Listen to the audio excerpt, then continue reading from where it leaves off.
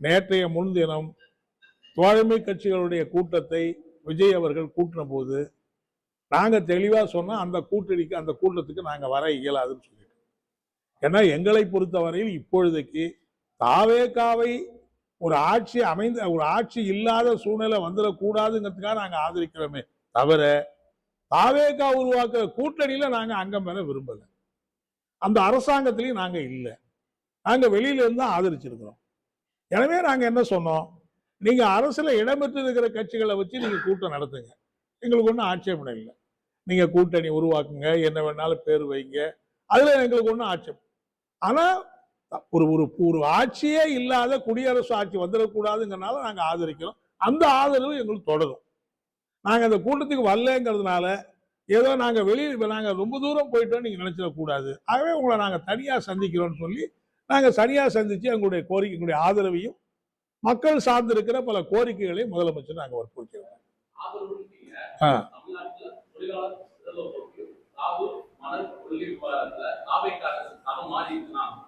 இல்ல இப்போதைக்கு அப்படி இல்ல, அதாவது இதெல்லாம் எதிர்காலத்துல எப்படி நடக்க போகுதுங்கிறதெல்லாம் யூகத்தின் அடிப்படையிலேயே நம்ம பதில் சொல்ல முடியாது. இப்போதைக்கு அவங்க கொடுத்திருக்கிற ஏற்கனவே மக்களுக்கு கொடுத்திருக்கிற வாக்குறுதி அடிப்படையில செயல்படுகிற அரசாக தான் அந்த அரசு இருக்கிறது. இப்போ வரைக்கும் நீங்க பாத்தீங்கன்னா கனிம வள கொள்ளையில ஈடுபட்டு இருக்கிற பல சுரங்கங்கள் அனுமதியை ரத்து பண்ணியிருக்கிறாங்க. பல்வேறு மட்டங்கள்ல ஊழல் முறைகேடுகள் நடக்கிறத சில நடவடிக்கைகள் அவங்க எடுத்திருக்காங்க. ஆனா ஊழலை எதிர்ப்பது, ஊழலை ஒழிப்பது என்பது அவ்வளவு லேசான விஷயம் இல்லை. அது ஒன்றும் இந்த சமூகத்துல ஒட்டுமொத்தமா புறையோடி போய் இருக்கிற ஒரு அங்கமா இருக்கு. கீழே இருந்து மேல வரைக்கும் ஊழல் கட்டமைக்கப்பட்டிருக்கு. எனவே இதை எதிர்த்து உறுதியா போராடுகிற போது எங்களுடைய ஆதரவு தொடரும். இப்போ அவங்க அந்த மாதிரியான நடவடிக்கை எடுத்திருக்காங்கிறத நாங்க ஆதரிக்கிறோம். இல்ல இருக்கலாங்க, அதான் சொல்றேன். அதாவது ஊழலை ஒழிக்கணும்னு ஒரு அரசு வந்திருக்கிற போது அந்த ஊழல் ஒழிப்புங்கிறது ஒரு நாள்ல நடந்துற விஷயம் அல்ல. அந்த தாவேகால இருக்கிறவங்க எல்லாருமே அதுல உடன்படுவாங்களாங்கிறதே ஒரு பிரச்சனை இருக்கதான் செய்யுது. ஒட்டுமொத்தமா இதர நீங்க அதிமுக போய் சேர்றவங்க எல்லாம் ஊழலுக்கு சம்பந்தம் இல்லாதவங்க எப்படி சொல்ல முடியும்? ஆகவே இதெல்லாம் அது அவங்க போய் சேர்த்துக்கிற போது நீங்க ஏன் சேர்த்துக்கிட்டீங்க நாங்க கேட்கிற உரிமை எங்களுக்கு கிடையாது. இப்ப தாவேகாவே விரும்பி ஒருத்தர் சேர்க்கிறாங்க, சரி இவர் பேர்ல இவ்வளவு வழக்கெல்லாம் இருக்குன்னா அது அவங்கதான் யோசிக்கணும். அவங்களும் ஒரு அரசியல் கட்சிங்கிற போது இதெல்லாம் தெரியாதவங்க கிடையாது. அவங்க என்ன சின்ன குழந்தை அப்படி கிடையாது. தேர்தல் நின்று இருக்கிறாங்க, ஜெயிச்சிருக்கிறாங்க, ஆட்சிக்கு வந்திருக்கிறாங்க, அடுத்த பல ஆண்டுகள் ஆட்சியை தொடருவோம்னு சொல்றாங்க. ஆகவே இதெல்லாம் அவங்க தீர்மானிக்க வேண்டிய ஒரு விஷயம். அது இவங்களை சேர்த்துக்கலாமா வேண்டாமா, இவங்களை சேர்த்துக்கிட்டா நமக்கு என்ன ஏற்படும் அப்படின்னு அவங்க தான் தீர்மானிக்கணும். எங்களை பொறுத்த வரையில் அந்த ஆட்சியில ஊழலோ அல்லது மக்களுக்கு விரோதமான செயல்பாடுகள் வந்தா அதை உறுதியா நாங்க அதனாலதான் அந்த கூட்டணியில நாங்க அங்கம் பெறலன்னு சொல்றோம். ஒரு கூட்டணி என்கிற அந்த சகாப்தம் வேண்டாம், அதனால பலரை விட்டு கொடுக்கிற நிலைமை என்பது ஏற்படுது. எனவே எங்களை பொறுத்தவரை இடதுசாரிகள் தனியா இருப்போம், நிலைமை தேவை ஏற்படுகிற போது எங்களுடைய குரலை வலுவா எழுப்புவோங்கிறதுனாலதான் அந்த கூட்டணியில நாங்க பங்கேற்காம வெளியில இருக்கோம். தமிழ்நாடு அரசியல் இதுவரை பார்க்காத அளவுக்கு எம்எல்ஏக்கள் விலைக்கு வாங்கிட்டு இருக்காங்க. இது ஊழல் கிடையாது. அதாங்க நான் சொல்றேங்களே, எம்எல்ஏக்கள் தேர்ந்தெடுக்கப்பட்ட எம்எல்ஏக்கள் பதவியை ராஜினாமா பண்ணிட்டு போறது, அதுக்கு பின்னாடி பணமோ அல்லது குதிரை பேரமோ இது போன்றதெல்லாம் ஒரு நாகரிகமான அரசியல் அல்ல. இதை நாங்க என்னைக்குமே ஏற்கல. இப்போ ஆனா ஒண்ணு மட்டும், பணம் இருந்ததோ இல்லையோ தேர்ந்தெடுக்கப்பட்ட எம்எல்ஏக்களை இந்த பக்கமும் அந்த பக்கமும் கட்சி தாவுவதற்கு ஊக்கப்படுத்துவது என்பது நேர்மையான செயல் அல்ல. அதை நாங்க வன்மையா கண்டிக்கிறோம். யார் செஞ்சாலும். பாண்டிச்சேரியில சட்டப்பேரவை தேர்தல் முடிஞ்சு சற்றேறக்குறைய 2 மாசம் முடிஞ்சிருச்சு.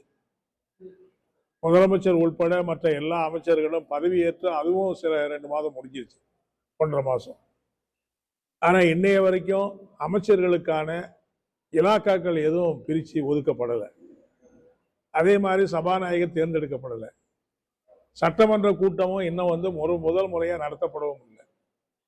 எனவே சட்டமன்றம் நடந்திருக்கு. 5 மாநில சட்டமன்ற தேர்தல் முடிஞ்சு எல்லா மாநிலங்களையும் வழக்கமான பணிகள், வழக்கமான அரசு நடவடிக்கை எல்லாம் செயல்பட ஆரம்பித்த பிறகும் பாண்டிச்சேரியை பொறுத்தவரையில் ஒரு சின்ன இன்ச்சு கூட இந்த அரசாங்கம் நகராம அப்படியே உட்கார்ந்துருக்கு. அதுக்கு அடிப்படையான காரணம் என்னன்னா, பாஜகவுக்கும் என்ஆர் காங்கிரஸும் கூட்டணியா இருந்தாலும் பாஜகவுடைய கோரிக்கைக்கும் என்ஆர் காங்கிரஸ் கோரிக்கைக்கும் ஒரு உடன்பாடு ஏற்பட முடியாத நிலையில இன்னும் இலாக்காக்களை எப்படி ஒதுக்குறது, சபாநாயகரை யாருக்கு வச்சுக்கிறது என்பதில் அவங்களுக்குள்ள இருக்கிற அந்த பரஸ்பர கூட்டணி பேரத்துக்குள்ள இன்னும் ஒரு ஒற்றுமை ஏற்படாததுனால ஒட்டுமொத்தமான பாண்டிச்சேரி மக்களுக்கு அரசு நிர்வாகம் செயல்படாத நிலையில் இருப்பது வன்மையான கண்டனத்துக்குரியது. மார்க்சிஸ்ட் கட்சியின் சார்பில் இதை ஆழமா நாங்கள் சுட்டிக்காட்ட விரும்புகிறோம். இப்பவும் எப்ப அது தீர்வுன்னு சொல்ல முடியாது. அதாவது பாஜகவோடு என்ஆர் காங்கிரஸ் கூட்டணி சேர்ந்த பிறகு பாஜக ஆட்டு வைக்கிற ஆட்டத்துக்கெல்லாம் அவர் அடிபணிய வேண்டிய ஒரு மோசமான நிலைமை என்பதுதான் ஏற்படுது. பேய்க்கு வாக்கப்பட்டா எப்படி இருக்கணுமோ அது மாதிரிதான் இன்னைக்கு என்ஆர் பாஜகவோட மாட்டிக்கிட்டு அவர் இன்னைக்கு அரசும் செயல்பட முடியாம, அமைச்சரவையும் செயல்பட முடியாம, குறைஞ்சபட்சம் ஒரு சின்ன கோப்புல கூட வேற யாரும் கையெழுத்து போட முடியாத ஒரு அரசு இருக்கா இல்லையா பார்த்தா இருக்கிற மாதிரி தெரியுது. இன்னொரு பக்கம் பார்த்தா அரசு இல்லாத மாதிரி தெரியுது. இப்படியான ஒரு திருசங்க சொர்க்கத்துல இந்த அரசு இருப்பதைத்தான் நம்மால பார்க்க முடியுது. இதனால பாண்டிச்சேரி மக்களுடைய அடிப்படை சாதாரண, உதாரணமா பாண்டிச்சேரி நகரத்துல குடிநீர் பிரச்சனை பெரிய பிரச்சனையா வருது. அடுத்தடுத்து வேறு பல இடங்கள்ல பெரிய பிரச்சனையா வருது. இப்ப அதையெல்லாம் தீர்க்க வேண்டிய அரசு அவங்களுக்குள்ள இருக்கிற பஞ்சாயத்தையே தீர்க்க முடியாம திக்குமுக்கு ஆடிக்கிட்டு இருப்பது மக்களுக்கு பெரும் பாதிப்பை உண்டாக்குது என்றுதான் நான் சொல்ல விரும்புறேன். அதே மாதிரி இப்போ ஜூலை மாசம் 1ஆம் தேதியிலிருந்து ஏற்கனவே மகாத்மா காந்தி கிராமப்புற வேலை உறுதி திட்டம் என்கிற திட்டத்தை நாசப்படுத்தி அது விஎம்ஜி ராம்ஜி என்கிற பேரை மாற்றி ஒட்டுமொத்தமான அந்த திட்டத்தையே நிலைகுறைய வச்சுட்ட நிலைமை என்பதுதான் ஏற்பட்டது. இப்போ பாண்டிச்சேரிக்கு பார்த்தீங்கன்னா ஒரு வருஷத்துக்கு 40 கோடி ரூபாய் பணம் மத்திய சர்க்கார் ஒதுக்குதான். அந்த 40 கோடி ரூபாயை ஒதுக்குனாங்கன்னா ஒரு 25 நாள் கூட இங்க இருக்கிற வேலைகளுக்கு, விவசாய தொழிலாளிகளுக்கு வேலை கொடுக்க முடியாது. அதுக்கு மேல மாநில சர்க்கார் பணம் ஒதுக்கணும். என்ன பாண்டிச்சேரி மாநில சர்க்கார்ட்ட எங்க பணம் இருக்கு? அப்போ ஒட்டுமொத்தமா மத்திய சர்க்கார் மாநில அரசுகளுடைய தலையில சுமையை சுமத்தி இந்த கிராமப்புற வேலை ஒரு திட்டம் என்கிற திட்டத்தையே ஒட்டுமொத்தமா பாழ்படுத்துவது என்கிற முடிவோட செயல்படுது. இன்னைக்கு இந்தியாவில் இருக்கிற பல மாநிலங்கள் அதை கண்டிச்சு இதை மாற்றணும் என்று மத்திய அரசாங்கம் வற்புறுத்துறாங்க. தமிழ்நாடு முதலமைச்சர் விஜய் உட்பட நீங்க எங்க தலையில இந்த அளவுக்கு 5000 கோடி ரூபாய் நிதியை ஒதுக்கி இருக்கிறத எங்களால ஏற்க முடியாது. எனவே இந்த திட்டத்தை செயல்படுத்தணும்னா நீங்க இந்த 5000 கோடி ரூபாய் ஏற்கனவே இந்த மாதிரி ஒதுக்கி எங்களுக்கு செஞ்சாதான் இந்த திட்டத்தை நாங்க செயல்படுத்த முடியும்னு தமிழக முதலமைச்சர் விஜய் உட்பட இன்னைக்கு மத்திய சர்க்காருக்கு கடிதம் எழுதியிருக்கிறார். ஆனா பாண்டிச்சேரி முதலமைச்சர் கவர்னரோடு சேர்ந்து அந்த திட்டத்தை துவக்க விழா நடத்துறதுதான் அக்கறை காட்டிட்டு இருக்காரு தவிர அந்த திட்டத்தினுடைய செயல்பாட்டில் இருக்கிற இதை கொஞ்சம் கூட விமர்சிக்க தயாராக. எனவே மத்திய அரசாங்கத்தோட கூட்டணி வச்ச பிறகு, பாஜகவோட கூட்டணி வச்ச பிறகு நடக்க போறது உண்மையிலேயே பாஜக அரசாங்கம் என்பதற்கு இது ஒரு எடுத்துக்காட்டு. என்ஆர் காங்கிரஸ் வேற என்ன திட்டத்தை செயல்படுத்த போறாரு? அவங்க பிஎம்ஜி ராம்ஜி திட்டம் அவங்க என்ன சொல்றாங்களோ அதுதான் செயல்படுத்த நிலைமை என்பதுதான் ஏற்படுது. எனவே முழுக்க முழுக்க தொழிலாளிகளை பத்தி கவலை இல்லை, தொழிற்சங்க உரிமைகளை பத்தி கவலை இல்லை, 100 நாள் இந்த கிராமப்புற விவசாய தொழிலாளி வேலை என்கிற அதை பத்தி கவலை இல்லை. முதலமைச்சருக்கு என்ன ஒரே கவலைன்னா அவர் முதலமைச்சராக இருந்தா போதும்.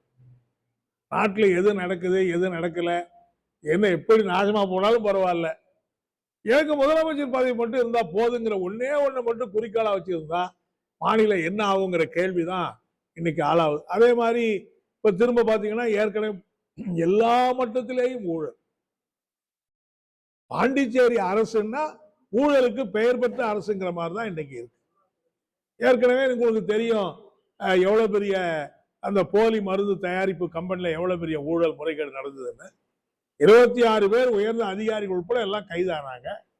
அப்புறம் திடீர்னு பார்த்தா ஒரு நாளைக்கு எல்லாரும் ஜாமீன்ல வெளியே வந்துட்டாங்க. இப்ப சிபிஐ ரொம்ப எடுத்து, இப்ப சிபிஐ யார் கையில இருக்கு? எல்லாம் மத்திய சர்க்கார் கையில இருக்கு. மத்திய சர்க்கார் நினைச்சா சிபிஐ விசாரணை நடக்கும், இல்லைன்னா அவங்களுக்குலாம் நற்சான்றிதழ் கொடுத்து அவங்கள பூரா விடுவிச்சாலும் விடுவிச்சதுதான்.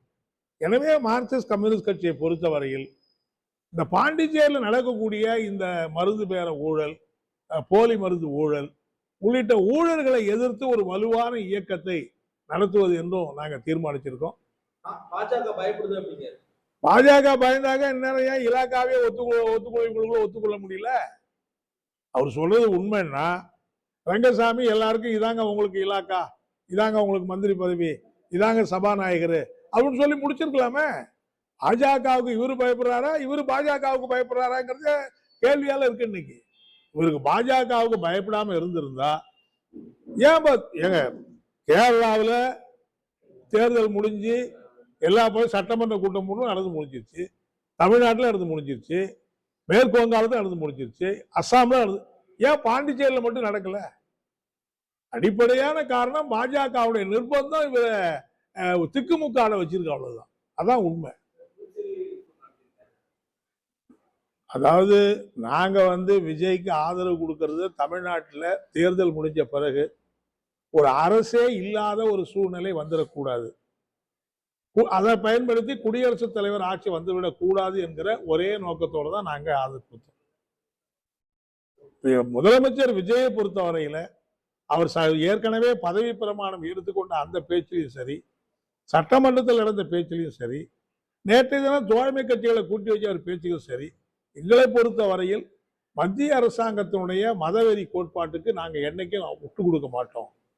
ஒரு மதசார்பற்ற அரசாக, மாநில உரிமைகளுக்காக குரல் கொடுக்கிற அரசாக எங்களுடைய அரசு இருக்கும் என்பதை உறுதியா அவர் தெரிவிச்சுட்டு தான் இருக்காரு. ஒரு மத்திய அரசாங்கத்துக்கு அடிபணிஞ்சு போறது அல்லது மாநில சுயாட்சியை, மாநில உரிமையை விட்டு கொடுக்காம உறுதியா இருப்போம்னு அவர் இப்போ வரைக்கும் சொல்லிட்டு தான் இருக்காரு. எனவே அதை நம்ம அதுக்கு மேல எதிர்காலத்துல எப்படி இருக்க போறாங்கிறத பொறுத்து தான் இப்போ வரைக்கும் அதுல உறுதியா இருக்காருங்கிறத பார்க்கணும்.